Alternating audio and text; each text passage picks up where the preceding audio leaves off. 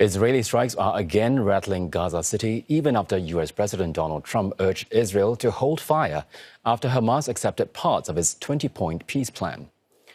Israel's military warns the city is still a dangerous combat zone and tells people to steer clear of active operations. Hamas has stopped short of accepting the peace proposal unconditionally, but says it is ready to talk through the rest. Meantime, Israeli Prime Minister Benjamin Netanyahu says his cabinet is already planning for the hostages' release. And for more, Blake Sifton is covering this story for CNA Live from Tel Aviv. Blake, thank you for joining us. Can you walk us through what sticking points remain in the negotiations before a final deal can be reached?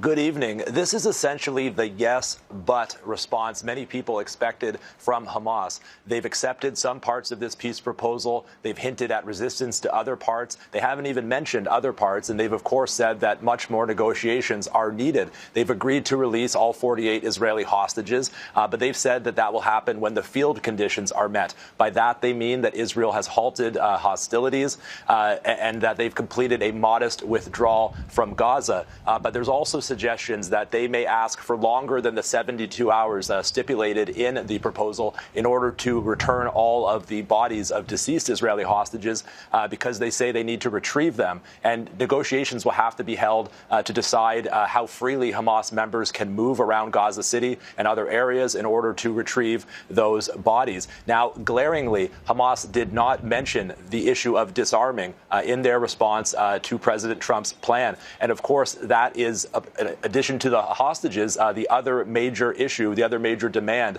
of Israel.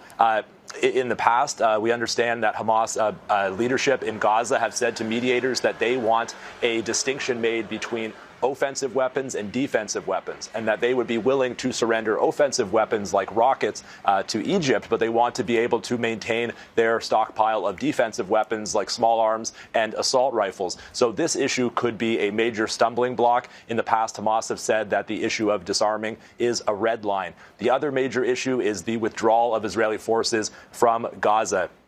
Apart from the modest withdrawal that would accompany the handover of the hostages, the full Israeli withdrawal from Gaza is meant to be tied to the progress of this international stabilization force that is meant to enter Gaza and help demilitarize Gaza. But Hamas reportedly want maps, they want timetables, and they want much more concrete information on how and when Israeli forces will withdraw from Gaza. So there are certainly some very tough negotiations ahead, and there are reports that negotiations could begin as soon as tomorrow in Egypt. Well, many things to iron out there. Many thanks for that update. That's Blake Sifton covering this story for CNA from Tel Aviv.